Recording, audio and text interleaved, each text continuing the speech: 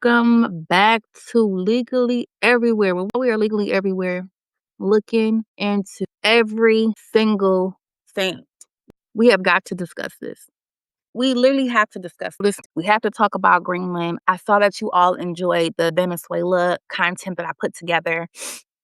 As you know, even when I get information together, if it's not me just presenting direct resource to you guys, I want to make sure that I allow some of the information to marinate, that I give myself some time to really kind of say, okay, let's look at this and look at that. So once again, I am bringing to you some information about Greenland, the relationship between the United States, and why do I feel like current events are happening the way that they are happening.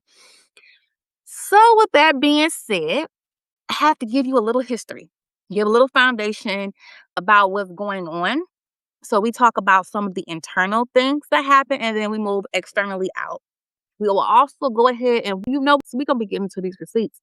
So we have to discuss a little bit of governance towards the end. And as you know, I have found a way to map it directly to Project 25. We're going to be talking about that.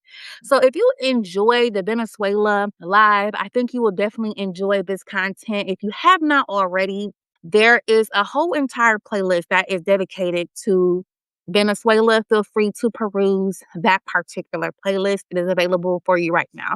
When I feel like I have tied it with a bow, I will then convert it over into a course where we'll have like the power control wheel and more static documents and all of that. So I think it is so important that we actually get into the conversation about Greenland, because one of the number one things I think is super interesting about this whole Greenland conversation is it's the lack of information. It's the sheer lack of information that we have on Greenland. So if you're like me, you were probably under the impression because it's called Greenland to believe that it's actually green.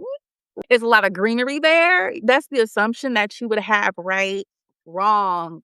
It is actually, let's see if I put in my notes the exact amount. Let me see. I didn't put the exact amount. But child, I was looking, I was like, wait a minute, it's what? It's mostly ice. Here's the interesting thing. Iceland is mostly green and Greenland is mostly ice. Child, ignorance.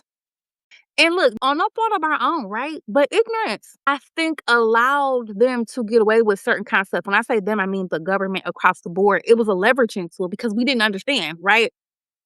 Ignorance. Ignorance to certain information. But I'm also going to say, I'm going to show you a fun fact right here. In preparation for this, I went ahead and went through my old textbooks because I took a few geography classes while I was in school, high school, and college. Child, this was my AP human geography book. Do you know I didn't find Greenland in here once? Now, this is a standard type of test. This was nationally standard because when you take the AP test, if you're not familiar with how AP testing is done, generally, if you decide that you want to actually go sit for the actual exam, it's an exam that you would take. And if you score a 3 on the exam is rated on a 1 to 5 point structure. If you score a 3, you get college credit. So it's pretty standard across the board. So you would assume that across the United States, across the nation, that they would be teaching this somewhat the same because we have to go sit for an exam. Out of curiosity, y'all know me, curiosity. I'm always curious. I'm always getting into these receipts. I keep my books. Hello? Because why do I have this almost 20 years later? But that's just me. I have a nice size little library. With that being said, there was no reference to Greenland in this book. Should it be? Oh, absolutely. And we're going to get into the receipts and I'm going to explain why. Because let me, I guess, just jump into everything. Because when I tell you just the lack of basic understanding that we have on some other countries, I feel like allowed certain things to not have as much resistance, maybe, or require as much dialogue as we probably would have had we had true understanding on what was actually occurring. So I don't want anyone to feel like, oh, she's saying I'm dumb, I'm ignorant. I don't know. That's not what I'm saying. What I'm saying is the lack of knowledge that most constituents had, even myself. So I was like, oh, I pride myself on trying to be informed, was very uninformed on a lot of things that I have now educating myself on. And these are things I'm going to share with you all.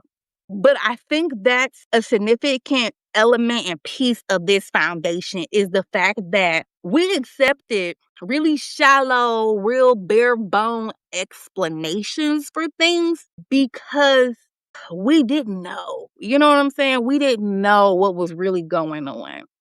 And to be quite honest, when I started to dig into the history, this is not even new news, right? This is not new at all. Child, we've been given hundreds of years of information, but it's going to be exceptionally concise. I will not keep y'all long, despite the fact this little bit extended introduction, right? Yeah, we got to get into these receipts. So let me pop out of this open view and we're going to jump into my PowerPoint. And child, I just found out calling it a PowerPoint, it makes you sound old. I said, oh, child, these young children got to teach me something because I had no idea calling your presentation a PowerPoint dates you. Apparently, it's called a deck now. So I'm going to show you all my deck.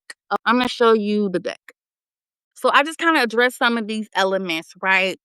Okay, so I did put it here because I said in my head, I know I had this on my notes somewhere. I had some typed out notes as well, just in case I missed something.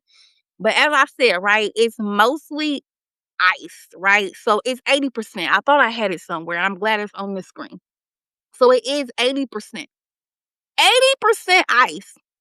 Now, when we talk about the assets, remember I told you with Venezuela, it was the oil. Oil is that girl. When we talk about Greenland, I want you to keep in your mind it's minerals, minerals, minerals. It's the hot commodity. It's the tradable element that's really driving this conversation in ways I don't think that people are understanding.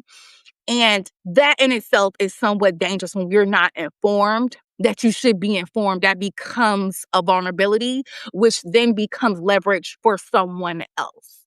So we're going to mirror some of the structural setup of the Venezuela presentation. If you haven't seen that, go ahead, check that playlist out.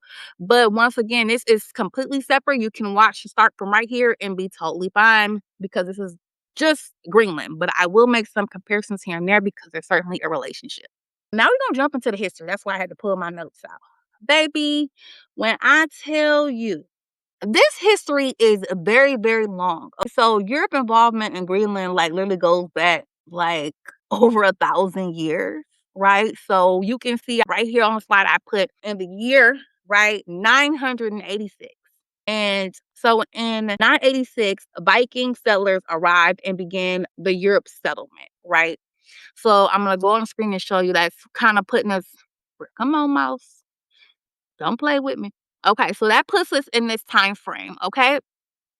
And what gets really interesting is Greenland later became a part of Norway. And then control transferred to Denmark when Denmark and Norway unified under one monarch, okay? So under the crown, right? And this is where I'm telling y'all, we got to get into these receipts. It's so interesting when you think about how power is moving, right? So the control over this island, this entity, this body, right? This country, usually referred to as an island, possession of it, ownership moved with the crown, right? Okay. These like shifts, I just like wanted to point out how significant, like these shifts weren't because Greenland said, hey, I'm consenting to being a part of this other union or this other body or this other country, this other nation, because I feel like I want to be there or because I feel supported in said space, right? It wasn't them like choosing what happened. It happened because like the crowns themselves kind of merged. And Greenland itself at that time was treated like transferable property. Like long before this geopolitical stuff started happening that we see in modern day, right? Even back then, like here, right here, even right here. You see this? Boom, boom. Even during this time frame and this era, this finite but still rather expensive time frame, like they're transferred like property. You know what I'm saying? It kind of makes you think if you're somebody like me and you've had a few moments where you go on like say something like TikTok, right? And you're saying, I'm gonna give myself an hour to be on here. And you go on there. Y'all know how I feel about analogies. You go on there and out of nowhere, they give you these dramas to watch, right? And these social cultural dramas and on the dramas, and they pick different cultures, right? But it's still like these interesting things about power, right? And how they trade people, literal people or entities, if you will, for power and for leverage. And you almost always see them say, hey, I'm going to send my wife to you for power and for leverage, right? Or send your wife or send your whatever, this high level asset, something that is very precious and valuable that you may have. And as obtuse of an idea that is, right? As whoa and jarring as that may sound, it often was happening because why? If you even look at the history of some structures, right? Someone's wife could be considered their property, right? No different than their child being considered their property. Cattle, your servants, maid, people of that nature, right? Considered their property. So therefore, people legally at some point in time in various different places felt that they could trade said entity. So using that analogy, right? In my mind, I was thinking like, wow, that's so interesting. Because that's such a grand idea to think you're gonna trade a whole, let's say, island, right? And a whole island is being traded as a point of discussion. And also you'll find at some point in history the actual name changed as well, which makes it once again, I said, just very interesting ideas.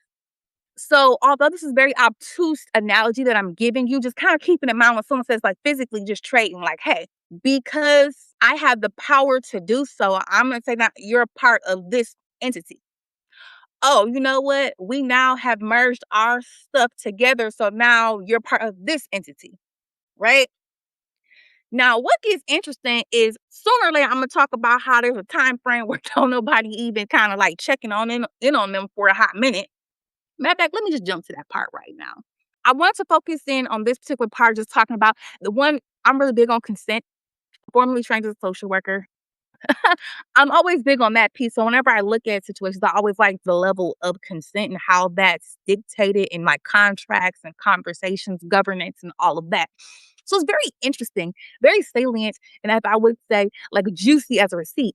That to think about the movements, right? The transference of power or ownership rather of Greenland and its like early elements of history that they have like documented, right?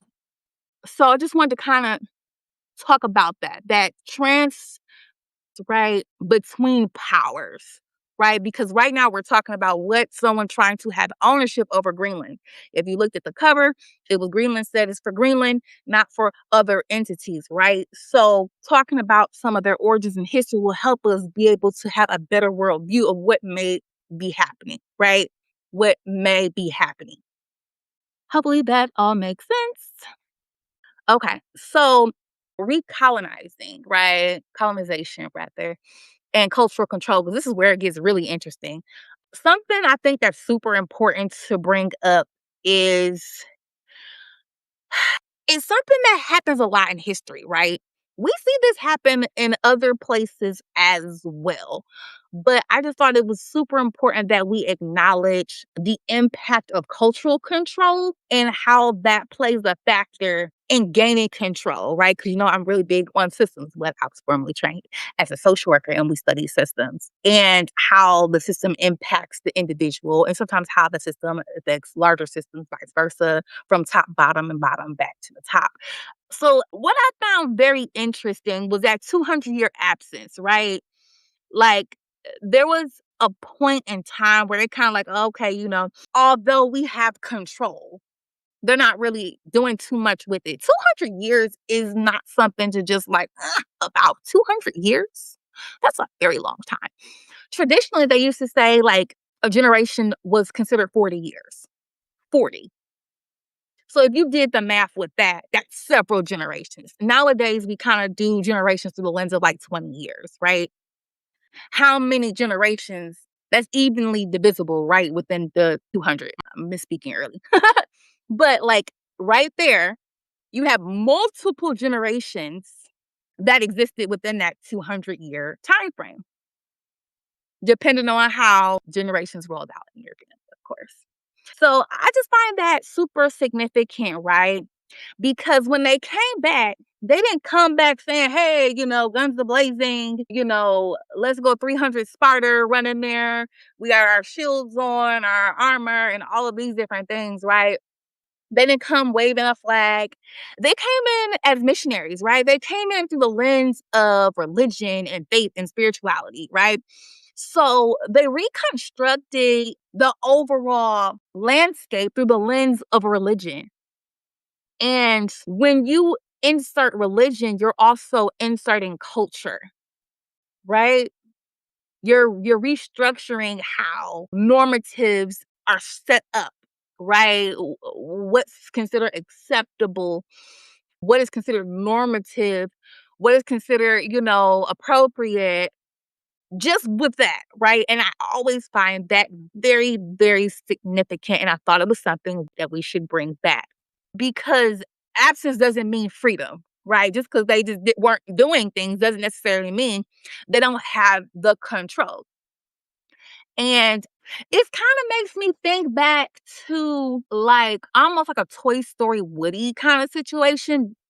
Once again, almost tangential in the way that I'm bringing that. But when you think about Woody, right, in Toy Story, he was the favorite toy. Like when you first kind of get something, oh, I love this. I enjoy this so much. I enjoy it. I enjoy it. Every day, you're all on it, right? And then something new comes into the equation. You're like, you know what? It's still mine. You just put it to the background, right? Put it on, let's say, the shelf. Or like literally you watch a movie on a shelf to underneath the bed, right? Which is just underneath there, wasn't getting any kind of attention. But then at some point, they kind of did get a little bit more attention, right? Like the power dynamics associated with that, right? Because even though it's like, okay, at one point in time, I was giving you a lot of attention. I'm all in your face, giving you all this energy. You know what? You're still mine. I can do with you as I please and as I wish. And it doesn't matter. You still have to function under the norms of being with my property. From a perspective of Woody, that was pretty rough anyway. But just to kind of give you that kind of idea of the power and control that kind of came into that effect. And it's just so interesting. Let's talk about that also to another lens. When Buzz Lightyear stepped on the scene, right, he changed everything up. So let's say if you want to parallel some of this, and this is off the top of domes. I really hope this comes out the way I was hoping. But like when Buzz Lightyear popped in, like he changed the whole cultural setup of how all the toys were in this system, this social system, right? He changed the norms. He changed the whole standard, like the whole vibe in there was different. Of course, initially there's some resistance because everyone's like, hey, well, it was Mr. Potato, and hey, I'm this and I'm that. But eventually the culture was changed and there was some level like of assimilation and the standards were different. Hopefully, you are able to follow along with the imagery I was trying to paint because I know some people really work with the analogies when I'm able to present them. So I wanted to do that. In this sense, let me make sure I look at my notes, make sure I am giving y'all all the tea that I need to give you. For the most part, yeah, we'll rock with that, right? Religion isn't just like belief in this particular situation, right? This is literally like restructuring. It is. It's restructuring. And if how control was reestablished in this setting, and I have to look through history, that's not the only place where someone used religion as a way of restructuring culture. And that's why I wanted to bring it up. I think it's very interesting. Cultural restructuring always comes before like economic and political restructuring. You know what I'm saying? It always comes before that because you need to have something that's similar so you can kind of bond and then you go from setting up a relationship of similarity to being like, okay, now I can leverage this other thing because now you have these commonalities. I always believe that people have more in common than they have different. But when you put in and insert like your belief system, right, it's going to be a lot easier to say, hey, we should do this. We're similar. We agree. We agree. We agree, right? Contrast is all about what an agreement. It's all about what an understanding, right?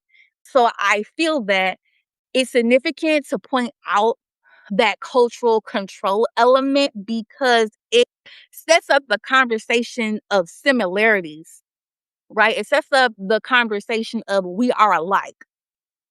And it puts another layer of complexity to the restructuring that occurred and the power dynamics that were in place. Because what did I say? Cultural restructuring always comes before what? Economic and political restructuring. So this wasn't unique to Greenland by any means. Without a doubt, it is a pattern we see throughout world history. I'm gonna fast forward to treaties and recognitions because I told y'all I was not gonna keep y'all long. But baby, we get into these receipts. I'm telling you, we get, if the computer will allow me, we're gonna move to this next one. Okay. While I wait for it to update, I wanted to fast forward us to treaties and recognitions in 1800s, that time frame, right? So we have 1814 with that particular treaty. European powers reshuffled territories through treaties, and Denmark retained Greenland. Okay. In 1916, the United States formally recognized Denmark's claim. Okay. So that's quite a bit of time if you can see it, right? We talking about 102 years it took for the United States to say, oh no, we're going to support that. Now, what I said in the last video on this one, when someone said, I'm at your back, I got your six, right? I'm going to make sure you can do what you need to do as long as you need to do it, right? So if I'm saying I'm going to put my name on the line for you, you know there's a fee for that. There's a charge. There's a price to pay when somebody offers you support. Always say you must think about why did they put their support behind it, okay? That recognition wasn't about morality, right? It was transactional. And recognition is always leverage. Because why do I want you to have that power to start with? Why do I want you to have that power? Being able to say, I recognize you. You are recognized by a powerful entity. What? That's power. What? That's leverage. But because I'm the one that recognizes you, you kind of owe me a favor, right? You kind of owe me.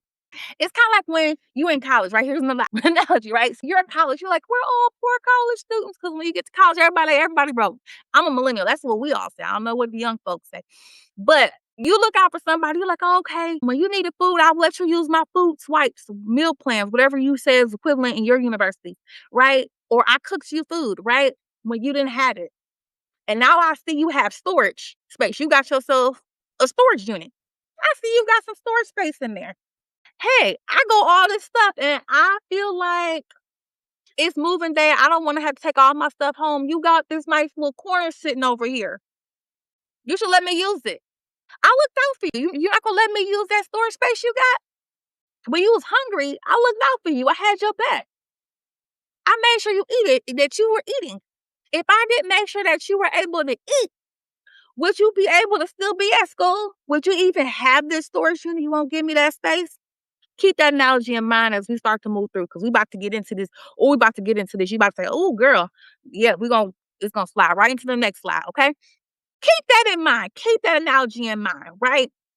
That recognition was leverage is leverage. And Greenland becomes internationally locked into a specific power arrangement, right? Because you own.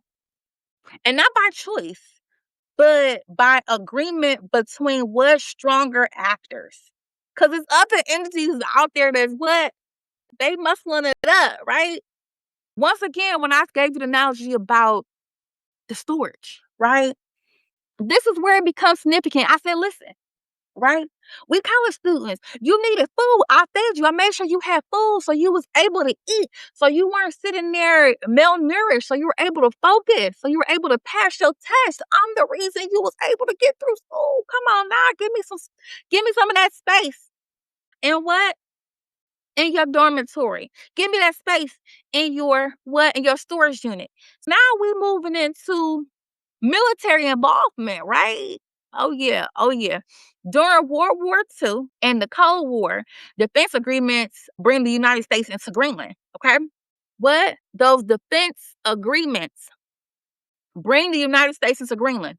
What's interesting is temporary protections turned into permanent presence. Temporary protection. This is something they had an agreement about relevant to that time frame. World War II, Cold War, right? And the Cold War, I should say. And a military base is established, right? A military base is established. And once this happens, sovereignty changes in practice, even if it doesn't change on paper. Because even though they weren't formally acknowledged as a sovereign place, on paper, pretty much they getting that OG respect as if they are. This is another very familiar pattern I feel like that we notice and we start to kind of track certain things that happen in world history. Like security justifications followed by long-term influence. Because the first time I'm like, listen, I'm gonna protect you, I got you, I'm gonna look out for you, but you gotta do this for me, right? You gonna store this right here. You got me, right? You got me and I got you. Now I was like, listen, you gonna have to hold that. You gonna have to keep holding that there. I'm gonna need you to continue to do that. Oh, I think we can just no, I'm gonna need you to keep doing that. Right? You like, I'm just gonna do this for a couple days. I got you for the weekend. I got you for some next thing you know. You paying for a storage unit that you like, why am I still paying for this? They stuff still here, they don't even come by, or they barely X, Y, and Z, right? Power, leverage, right? Influence. I feel like that's a part of the shift and the change, right? Part of the shift and the change. And I feel like this is where it starts to mirror the Venezuela situation, right? Venezuela had the situation where foreign bodies came in, was controlling their oil. Was controlling their oil. Oil, what is that, girl? They were able to take oil. Once these foreign bodies had control of the oil, they made sure that the oil was put into what? Their form of currency, which is the US dollar. So now anytime somebody wanted oil, they had to put it in US dollars, which means you got to invite me into those conversations. You can't touch nothing until I walk into the room because what is my currency? You got to have me in these conversations, right? So it's starting to look a lot like Venezuela's situation, right? It's starting to mirror because what you have these foreign bodies and agencies kind of inserting themselves into what's going on in the equation. I think even though we talked about the fact that Greenland is 80% ice, baby, that 20% is a strong 20. Let me tell you that. But that 20%, if better yet, even more so than that, because underneath the ice is an enormous concentration of minerals, right? I'm gonna look. I want to make sure I pulled up all my notes for y'all. Cause child, this is where it all gets real succulent. It gets real juicy. Let me pull the numbers. If you just do a quick Google, it says Greenland is home of some of the world's largest untapped reserves of rare earth minerals, right? Rare earth minerals. To hold between 36 to 42 million metric tons of rare earth oxidized, right? Making it the second largest reserve globally after China.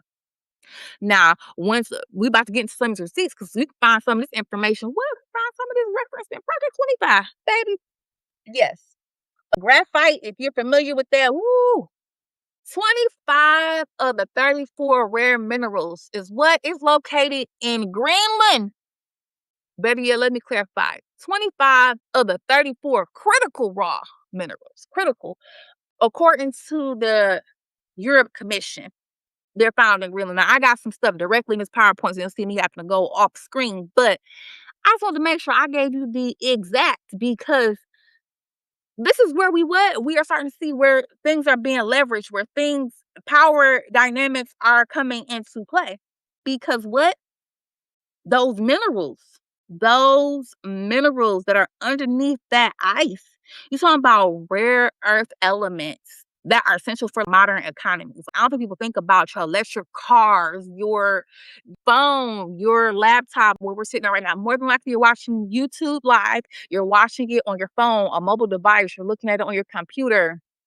I hope you're not driving doing it, but some people watching it in their cars, right? You need these resources, right?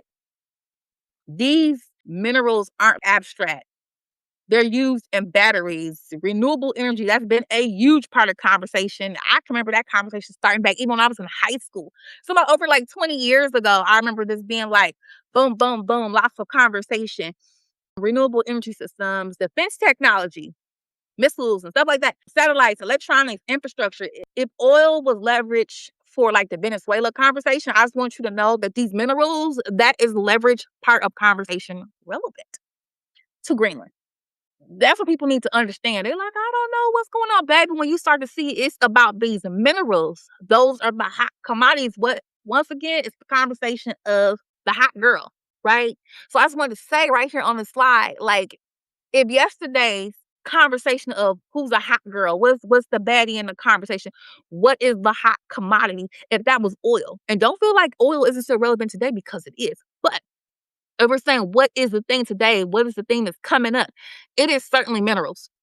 It is certainly minerals because of all the policy, money, and everything that we're putting behind things that require the use of these minerals. Right. And it's not like you can just go ahead with most of these minerals and just recreate them. You know what I mean? Naturally. So once they get used, it's been used up. A lot of times, most of those minerals are gone. You have to wait to see what's going to happen about the reproduction of those kinds of things. Right. So, okay. Supply and demand. Okay. So it kind of explains, in my opinion, why there's so much pressure. Like, why is there so much pressure behind what's going to Greenland? Because I know where we kind of sitting there like, whoa, you going to do what to Greenland? What's happening? These current events are like out of control, by the way, like literally had me by the edges. But for the point of saying all of this, right? When resources become super essential to like everything, especially you have all this intense dialogue happening, and once again, these minerals are also relevant to weaponry, right? So they're necessary. When you have things that are what supply demand, it's necessary. Neutrality is gonna start to exit the chat when heightened desire, when intense need, true need has entered the chat. You know what I'm saying? Like they're not going to be super soft and passive about it because supply isn't matching the demand that they have. They have all these demands sitting on all these different industries, all asking for the same exact minerals, the same exact assets. Assets that naturally exist in this one particular place. They said the number one place that typically has it is China, the second is Greenland.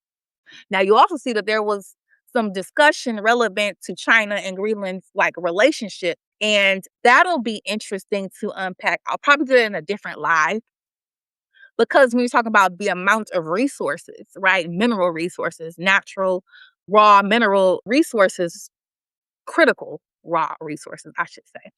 But yeah, it gets really, really juicy. And I just want to point yet another, you know what I'm saying, pattern. I want to pull a couple of things for you just so you could kind of see how resources really play a factor in everything that's currently happening. So this came from the Global Critical Mineral Outlook from 2024. This is the beginning of 2026, January 2026 to be exact. And as you can see right here, I have a link to it. But it states that experienced a growth in 2023. So critical minerals experienced strong growth in 2023 with lithium demand rising by 30%, while demand for nickel, cobalt, graphite, and rare earth minerals all saw increase ranging between 8% to 15%. Clean energy applications have become the main driver of demand growth for a range of critical minerals, right? So electronic cars, all that good jazz, right? Right here, right here. Let's see. I will actually be making some static so I don't make this too long, but I want you to see this next one. This is 2025 report that I have next, okay? So this is the U.S. critical mineral list. Okay, and y'all can see this was not that long ago. This is January of 2026. This was reported on November. I'm thinking about the actual raw article as opposed to this excerpt. But it talks about actually two executive orders, Trump administration. But it definitely talks about minerals that are very, they also, what I found very salient, they mentioned national security. They said that it's a national security conversation. U.S. economy needs it. It becomes a security issue or point of conversation, right? Relevant to these minerals. Minerals that are what? We can see that these were referenced to be minerals that were what? Present in Greenland. Yes, we are getting what to these receipts. Don't say I didn't come with these what receipts. I told you I'll bring you guys some receipts. Feel free to peruse this particular PDF document. Actually, This is just from the executive summary. There's a whole PDF for this document. This is the name that you can find it under. So I move my hand so you can go back and look at that. I will make it a static once I finish my overall presentation on this information. I give you the power, will, and control. I'll put all this up as its own playlist and curriculum or course, how they have it here. And you can actually click the hyperlink, take you directly there. But as you can see, Geological Survey for the United States, 2025, list of critical minerals. You can look this up on your own because what I try to provide you with what? Public accessible documents. You can look all of this up on your own, but I'm just going to put it here concisely for you just so that you may have it. I just want you to see that. So wide pressure now, economics, power, in the system. Like, because you see it now. Hopefully it's a little bit more clear. Like, controlling the minerals is just never about the money. You can't just say it's just about the money. It's about the supply chain. What I've been saying, supply and demand. Whoever controls access controls dependence. You know what I'm saying? Once resources become essential, like, remember during the pandemic, all these essential workers, or once something becomes essential, neutrality disappears. Everybody else had benefits that a lot of us workers who were considered essential didn't get. We got to go to work. We don't feel well, but you got to figure something out. You seeing every which way, right? It didn't matter. The moment you became essential, your discomfort didn't matter. What was fair to you didn't matter because someone had deemed that what you are essential. And therefore, I need you to work. I need you to work for me. I need this thing to be provided so that we have what we need, right? That quick analogy there, right? So with that being said, the moment something becomes essential, I said this before, neutrality exits the chat. It completely exits the chat. It disappears and pressure increases, right? Because I'm going to need you to perform. I'm going to need you to do what I need you to do when I need you to do it. They leverage for the very point of when they want to put pressure, they're going to apply what? They're going to apply pressure. So let me look through these notes real quick to make sure I don't forget anything. Pressure increases, right? Interest intensifies, right? You got all this pressure now, people, okay, the interest. So what looked like distant land suddenly becomes strategically important, right? And I think it's also another reason why they named things what they named it, and they positioned the conversations, the posture was the way that it originally was. It made you feel like it wasn't as important. So what they can always maintain control without people saying, hey, what's going on over there? And this is why, in my opinion, timing matters. Like, global economic system across the board is shifting. We've been talking about BRICS a little bit. So if you go follow Venezuela, we know that with BRICS, there are 9 actual members, and then there are like 9 partners. And this is moving away from that westernized financial system that traditionally was somewhat in place. Right now, they have this alternate system. So with all of this kind of occurring, you're going to see somebody kind of put pressure and kind of like Bogart, they weigh in. They kind of come in like one of those defensive line people or like a wrestler, somebody about to go for a grapple or whatever. It gets a little aggressive in posturing because they're trying to exert control. They feel like, well, I need to get control. We saw Venezuela, I need to control the oil because that makes the US dollar feel more powerful, right? It's more of a leverage. This is once again another form of leveraging to make the US economy, like to make that dollar hold more weight. So I've been talking about the experimenting with these other Western dominated financial systems. That's what I was saying before, right? So then you have the alternate being BRICS. So with that being said, when that happens, it's not like just control over the physical asset itself. It's not just the currency that they're fighting over. They're fighting over the power. It's the power over the system because that controls not just your economy, but other economies too. Okay? Listen, that's a receipt within itself, but I got a little bit more for y'all. So you got to think, if I'm trying to not just control how my economy is operating, but I'm trying to control a couple of them, right? And I'm going to use your system, right? I'm going to use your asset, better yet, right? I'm going to use your asset, your resources to do so. And like, you trying to push back and say, we don't want you here, saying you don't want outside control. What Venezuela's the same thing, like, we don't want that, right? So posture is super important. Is them saying like, oh, we're very much aware of what's going on, and they're not trying to go for it. It's like an indication of awareness, right? Because at the beginning we talked about like how I feel like general U.S. constituents, like we were not aware of like a lot of the things that I'm discussing right now.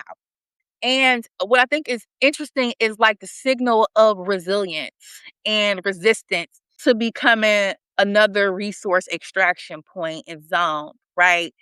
That's shaped by like external pressures on their economy. You know what I mean? And that's one of the things I wanted to point out, like, because they're like, I don't want some external body coming in trying to tell us how we gotta move and affecting our economy and affecting overall what we can do. Because right, when you got an asset that you to a degree control or you have in your possession, you have an ability to do some wiggling to move however you need to protect yourself, right? And I'm saying not them going on the offense, but like just to protect themselves and be able to live the peaceful lives they appear to live, right?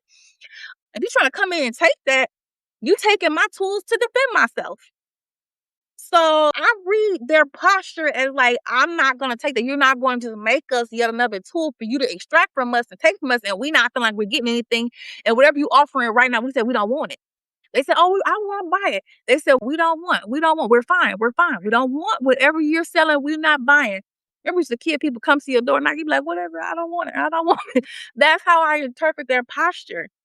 And I was like, ooh, imagine how powerful that is to be like, yeah, I don't want to be a part of anything that y'all got going on right now. So this isn't about like Greenland being for sale. It's not about like real estate conversations. People like, oh, yeah. No, it's not about that. And it isn't about like sudden discovery. Just because some information is new to us, don't mean the new information is new. It's not. It's been. It's about control. It's so about control. It's about resources. It's about supply chains and who gets to shape the next phase of global economy, because the global economy is what's really up for discussion. In Venezuela, we kind of talked about it, the intersections between that, all of what happened there, history, and then the relationship of BRICS, right? The same is happening here, y'all. The same is happening. Like who gets to sit in the front steering wheel and drive this new form of like mobilization of the next phase in global economy? Because we know that certain things dictate and control not just your economy or one economy, but some things can control multiple economies. So who gets to be in control of the next phase of the global economy? Right? Woo, did I or did I not get into these receipts? Now, with that being said, I recommend some of these 9 books just in case you're interested. I did show you already. You got to see these 2 bottom ones. But if you're interested at all, there is a Congressional Research Service document because that talks about some of the posture discussion. So you see, I put that there. You screen that. And then Greenland Self-Government Act of 2009.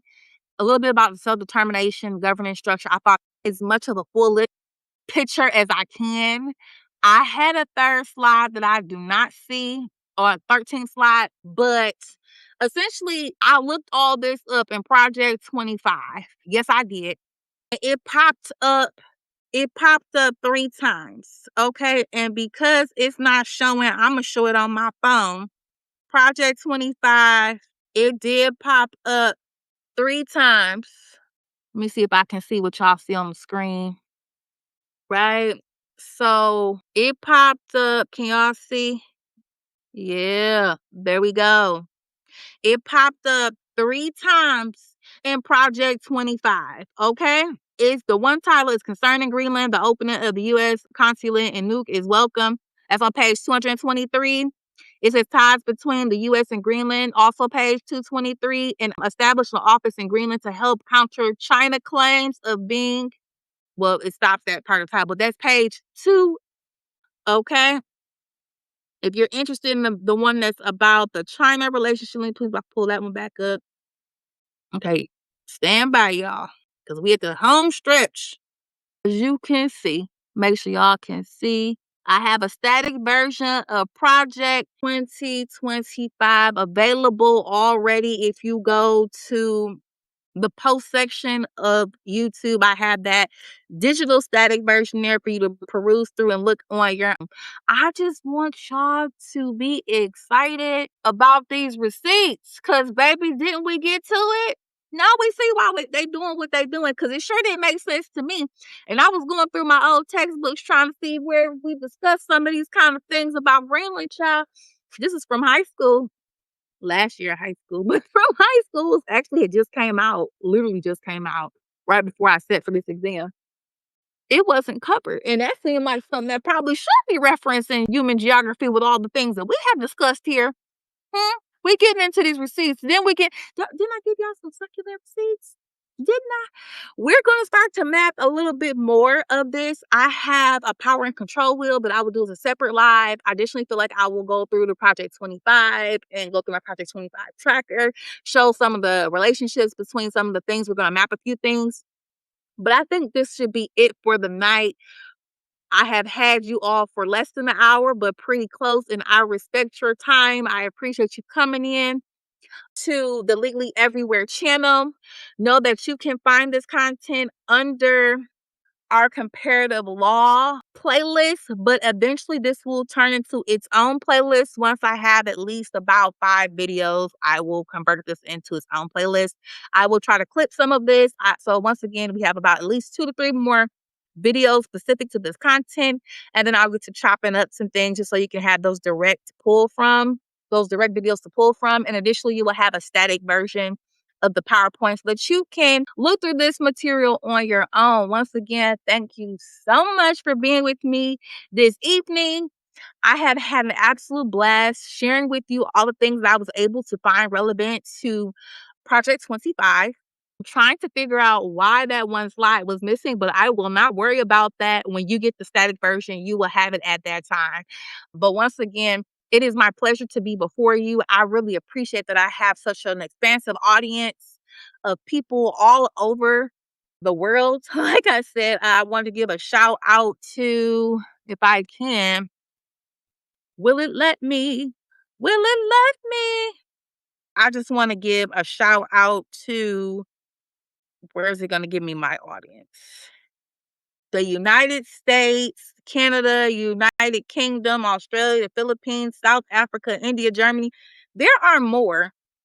I don't know why it's not showing me all of you all because I know there are far more than this, but I have larger audiences in these particular areas. I just want to thank you all. I know that there are 13 countries that were listed. I don't know why they're not showing up. When I went to go look at my phone, I usually do it on my computer. It shows me everything. Thank you all so much for your support. Follow my content. I really hope that you find this video to be helpful. I found this to be very informative experience looking it up.